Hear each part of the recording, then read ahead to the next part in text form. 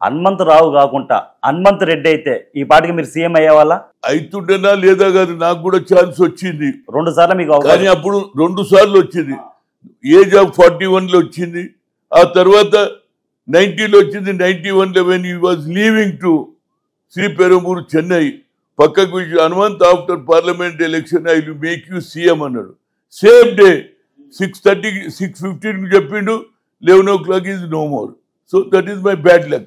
కానీ నేనేమంటున్నా అంటే సామాజిక న్యాయం కూడా కావాలి. ఎందుకంటే రాహుల్ గాంధీకి ఎవరికి లేని ఆలోచన వచ్చింది. అగ్ర కులాలలో పుట్టినా ఇందిరాగాంధీ కుటుంబంలో పేదవాని గురించి ఆలోచన చేస్తారు. రాజీవ్ గాంధీ కూడా ఏం చేసాడు, సద్భావన అన్నాడు, కలిసి ఉండాలన్నాడు. చెప్పకుండా కొన్ని లక్షల మందికి ఉద్యోగాలు ఇచ్చిందా లేదా? టెలికాంని ఇంప్రూవ్ చేయడం వల్లనే కదా ఇలా సాఫ్ట్వేర్ ఆడు ఒక్కొక్కరు 1,50,000 2 లక్షలు 3 లక్షలు సంపాదిస్తున్నా. దుబాయ్ పోయి, అమెరికా పోయి, లండన్ పోయి తల్లిదండ్రులకు డబ్బులు పంపిస్తుందా లేదా? అదే నరేంద్ర మోడీ 2 కోట్ల ఉద్యోగాలు అన్నాడు. 5 ఏళ్లలో ఏమని ఇచ్చిండో చెప్పండి. 10 ఏళ్లలో ఎన్ని అవుతుంది చెప్పండి మీరు? 10 ఏళ్లలో అంటే 20 కోట్ల జనానికి ఇవ్వాలి. ఏది ఇవ్వలే. మళ్ళీ మీదకి వెళ్ళండి. నేను 25% 25% వాళ్ళకు బై ఊపర్ బిలో పవర్ ఏడు తెచ్చినారో చెప్పు. ఏడ తెచ్చినావు, ఏడ అపాయింట్మెంట్ ఇచ్చినావు, ఏడ పైకి తెచ్చినావు. ఇవన్నీ అబద్ధాలు చెప్తున్నాడు. ఇప్పుడు 1 నేషన్ 1 ఎలక్షన్ ఇది ఆయన. సరే నువ్వు ఏమన్నా పెట్టు, కానీ మా రాహుల్ గాంధీ ఆలోచన మాత్రం ఒకటి, దాన్ని ఏఐసిసి కూడా అప్రూవల్ చేసింది కాబట్టి దాని మీద నా ప్రయత్నం, నాకు ఉన్నటువంటి ప్రీవియస్ హిస్టరీ 9 రాష్ట్రాలలో నేను ఏఐసిసి ఇన్ఛార్జ్గా ఉండి 9 రాష్ట్రాల్లో 4 నుంచి 5 రాష్ట్రాలలో గెలిపించడం కూడా జరిగింది. నాకు టచ్ ఉన్నది కాబట్టి, నాకు ఓబీసీ ఎంపీస్ కన్వీనర్గా పనిచేసిన ఎక్స్పీరియన్స్ కాబట్టి నాకు all India OBC cell chairman ఇస్తే దేశమంతా తిరుగుతా రాహుల్ గాంధీ ఆలోచనను దాన్ని ఇంప్లిమెంట్ చేస్తా. అప్పుడే రాహుల్ గాంధీ దేశానికి ప్రధానమంత్రి అవుతాడు అనేది నా ఉద్దేశం. రాజశేఖర్ రెడ్డిని నేనే పిసిసి చేశాను, నేనే ముఖ్యమంత్రి చేశాను అని అన్నారు. అలాంటి రాజశేఖర్ రెడ్డి ముఖ్యమంత్రి అయినాక హనుమంతరావు గారిని ఎందుకు దూరం పెట్టారు? మంత్రి పదవి రాకుండా ఎందుకు అడ్డుపడ్డాడు? చూడండి, రాజశేఖర్ రెడ్డి ఎందుకు పెట్టింది అనేది కాదు, నేను ఆయన మీద కంప్లైంట్లు వచ్చినాయి. 30 మంది ఎంపీలు చెప్పారు హిస్ ఫాదర్ ఈజ్ ఫ్రాక్షనిస్ట్, ఈయన కూడా ఫ్రాక్షనిస్ట్ అన్నారు.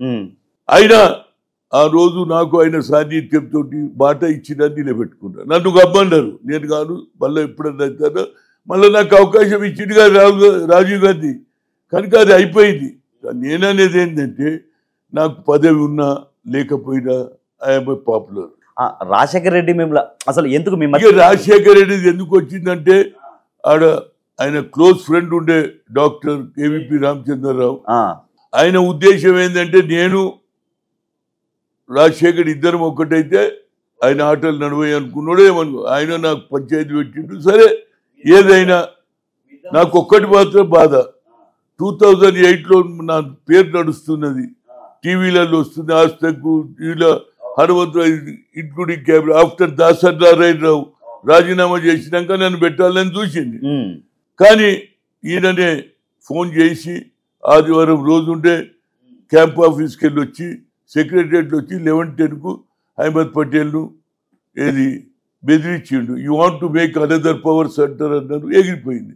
సరే ఎవరి పాపం నేను అట్లంటే ఎం సత్యనారాయణరావును కూడా పిసిసి నేనే చేసిన, ఎన్ జనార్దన్ రెడ్డిని చేసిన, ఎంతోమంది. నేను ఒక క్యాచ్ కాదు టాలెంట్. ఇవాళ కూడా మొన్న ఏమన్నా, అవును ఈ ఎలక్షన్ రిజల్ట్ రాగానే ప్రెస్ వాళ్ళు అడిగిండ్రు నన్ను, whom you are making chief minister అంటే Revanth Reddy has worked very hard, possibility ఆయనకు వస్తుంది ఛాన్స్, కష్టపడ్డాడు కాబట్టి. దాంతో నాకు ఎవరికి బట్టి విక్రమార్క తెచ్చింది నేను.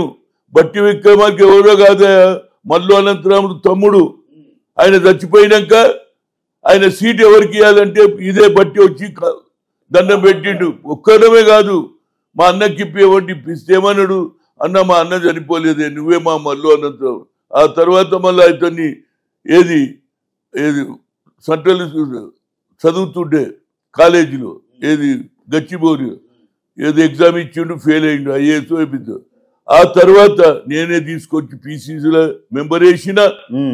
ఆ తర్వాత కేశవరావు పిసిసి కొట్లాడి లోకల్ బాడీ ఎమ్మెల్సీ ఇప్పించేదానికని ఆయన పడి. ఆ తర్వాత పోయి ఏది కేవీపీ పక్కకు చేరిపోయాడు. సరే నీ బాధ, కానీ నా నియతుడు ఎప్పుడైతే 19 మంది గెలిచింది కదా, ఎవరు పిసిసి ఎవరు సిఎల్పి లీడర్ అంటే ఐఎమ్ ది ఓన్లీ ఫైట్ చేసిన. బట్టి గురించి ఏది బట్టికి ఏం చెప్పినా, వేణుగోపాల్కి చెప్పినా, వేణుగోపాల్ గారు కేసీఆర్ హెస్ ప్రామిస్డ్ తెలంగాణ ఇస్తే I will not be the chief minister, I will make one SC అన్నాడు. At least we can make SC will be the CLP leader అన్న.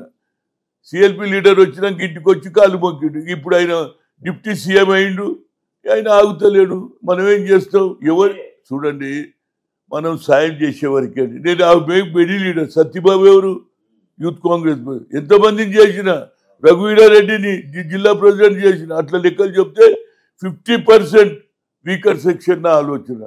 దానికి కొందరికి లోపల కోపం అంటే బీసీ ఎస్సీలు అంటాడని ఏమని అనుకోని I'm implementing Indira Gandhi policy, Rajiv Gandhi policy, Rahul Gandhi policy. That is my.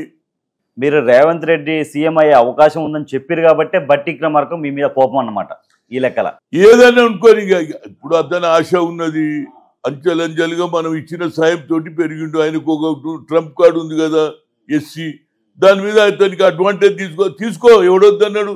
Mallikarjun Kharge ఉన్నాడు, పోయి ఆయన అడుకో, మేము వద్దంటున్నామా? కానీ నేనేమన్నా ఐఎమ్ ఏది సోషల్ జస్టిస్ అయినా పని చేసేవాడు ఎవడున్నా నేను సాయం చేస్తాను. నేను చేయలే?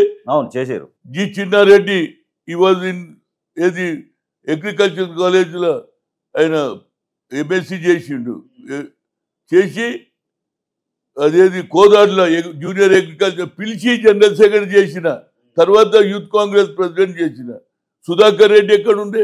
ఇప్పుడు ఆయన బీజేపీలో పోయిండు అనుకో, అతన్ని కూడా ఎన్ఎస్కి నేను అనేది ఏంది, నేను టాలెంట్ ఉన్న వాళ్ళని గుర్తిస్తా, నాకు టాలెంట్ చేసేటోళ్ళని సాయం చేస్తా. నేను ఇంట్లో కూర్చోనని చెప్పా.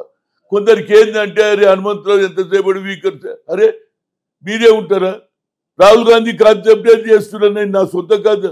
మల్లికార్జున్ ఖర్గే అన్నాడు కదా, ఏమన్నాడు? ఆకాంక్ష కులగానే జరగాలేదు ప్రజల ఆకాంక్ష అన్నాడు. ఇంత పెద్ద మాట ఎవరు అంటారండి? అందుగురించి నా ఉద్దేశంలో తప్పనిసరిగా మన దగ్గరనే మొదలు పెడితే దానికి క్రెడిట్ కూడా రేవంత్ రెడ్డికి వస్తుంది. అరే చేసిండని, అది నా ఉద్దేశం. కాంగ్రెస్ గవర్నమెంట్ వచ్చి ఇప్పటికీ 8 నెలలు అయింది. ఒక హోమ్ మినిస్టర్ లేదు, డ్రగ్స్ గంజా ఎక్కడ చూసినా లా అండ్ ఆర్డర్ కరెక్ట్ లేదు, ఒక ఎడ్యుకేషన్ మినిస్టర్ లేడు. స్కూల్ స్టార్ట్ అయ్యి 3-4 నెలలు అవుతుంది. పిల్లలు ఏదైనా ప్రాబ్లం ఉంటే పిల్లల తల్లిదండ్రులు ఎవరికాడికి వెళ్ళాలో తెలియని పరిస్థితులు ఉంది. ఎందుకు ఈ 2 శాఖలు మెయిన్ శాఖలు అయినా కానీ ఎందుకు ఇవ్వలేదు? ఫస్ట్ క్యాబినెట్ అయింది, అందులో ఆయన ఏమన్నాడు? 6 డిక్లరేషన్ చేయాలన్నాడు. 2-3 ఇంప్లిమెంట్ అయినాయి. ఇంకా మహిళలకు 2500 ఇచ్చేది ఉన్నది, అదేవిధంగా కొత్త కార్డులు ఇచ్చేది ఉన్నది. ఈ విధంగా అన్నీ 1 by 1 చేసి ఇవాళ రైతులకు రుణమాఫీ అన్నట్టు నిన్న చేసి ఇవాళ వాళ్ళ ఖాతాలో పడు.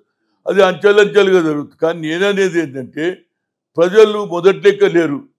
30 ఏళ్ళ కింద ఎవరికి ఇచ్చినా ఇవాళ ప్రతి ఒక్కరికి పొలిటికల్ అవేకనింగ్ వచ్చింది. డయాస్ మీద 10 మంది కూర్చుంటే అట్లా మావాడు ఉన్నాడా లేదా అని అడుగుతున్నారా లేదా? అందరూ ఇదేమి న్యాయం అంటాను నేను. అదే మన మల్లన్న సాగర్ అప్పుడు భూములు పెడితే మేము మీటింగ్ పెట్టినట్టు ఆ రోజులలో ఏది గజ్వెల్ల దొరలేమని వాడు ఒక ఊరు, అదే ఊరు పేరు తెలియదు కానీ ఆ ఊర్లో కంటిన్యూస్గా మేము భూమి ఇయ్యము అని నిరాహార దీక్ష చేస్తున్నారు. వాళ్ళంతా టీషర్ట్లు వేసుకొని దొరల రాజ్యం వద్దురా బాబు, గడిల రాజ్యం వద్దు అన్నాడు. అయితే వేదిక మీద అప్పటి వరకు 7 మాట్లాడినారు. నేను కూడా కింద కూర్చున్నా, కార్యకర్తలు ఏమడు కూర్చుంటే, ఏం శంకరనా మనం ఇప్పటిదానిక స్లోగన్ పెడితే ఈడ కూడా అదే ఉన్నదో అంటారు. అంటే ఎంత తెలివి వచ్చిందో అంటున్నా. ప్రజలలో ఆలోచన మార్పు ఉన్నప్పుడే మనం కూడా గుర్తించాలి. ఇందిరాగాంధీ గుర్తించిందా లేదా? ఇందిరాగాంధీని ఎందుకు పాపులర్ అయింది? అప్పటిదానిక ఒక్కొక్క దొర దగ్గర 100 ఎకరాలు 200 300 ఉండేదా లేదా? పివి నరసింహారావు కూడా తీసేయాలని చూసిండ్రు ఆనాడు భూ సంస్కరణ చేస్తే. అంటే అగ్రకులాలలో పుట్టిన వాళ్ళలో కూడా బడుగు బలైన వర్గాల వారు ఆలోచన చేసే శక్తి ఇందిరాగాంధీ కుటుంబానికి ఉన్నది, రాజీవ్ గాంధీ ఉంది, ఇలా రాహుల్ గాంధీ. కనుక మనం బేసికల్గా చెన్నారెడ్డి గారిని అడిగిండ్రు, రెడ్డి హాస్టల్లో సార్ మనం అందరూ వచ్చారు అంటే చెన్నారెడ్డి ఏమన్నాడు తెలుసా? ఏం మాట్లాడతారు బాబు, మన జనాభా ఎంత, వాళ్ళని కలుపుకొని పోవాలన్నాడు. బీసీలో ఎక్కువ జనం వాళ్ళని దగ్గర పెట్టుకుంటే మనం ఉంటాం. అది కాన్సెప్ట్. మనమే అంటే నడవదు అనేది నా ఉద్దేశం. అదే సార్, ఇప్పటి వరకు కాంగ్రెస్ వచ్చి 8 నెలలు అయింది, కానీ ఒక హోమ్ మినిస్టర్ లేడు. ఎక్కడ చూసినా గంజాయి, డ్రగ్స్, ఒక ఎడ్యుకేషన్ మినిస్టర్ లేరు. ఎందుకని ఈ 2 శాఖలను కేటాయించాలంటున్నాను. చూడండి, ఇవాళ పోయిండు కదా, ఢిల్లీ పోయిండు, క్యాబినెట్, నేను అనుకుంటా హోమ్ మినిస్టర్ అన్ని క్యాబినెట్ పదవులు కూడా ఇస్తారు. మిగతా ఏదైతే కొన్ని కార్పొరేషన్ చైర్మన్లు కూడా చేస్తారు. నా ఉద్దేశంలో ఇప్పటిదానికి అయ్యే కార్యకర్తనైతే గట్టిగా పనిచేసిండు, ధర్నాలు చేసిండు, జైలుకు పోయిన వాళ్ళని కూడా గుర్తించమంటున్నా. ఎందుకంటే కొత్త వాళ్ళని తీసుకుంటే నాకేం అబ్జెక్షన్ లేదు, కానీ వాళ్ళు కూడా కొన్ని రోజులు పనిచేయాలి కదా.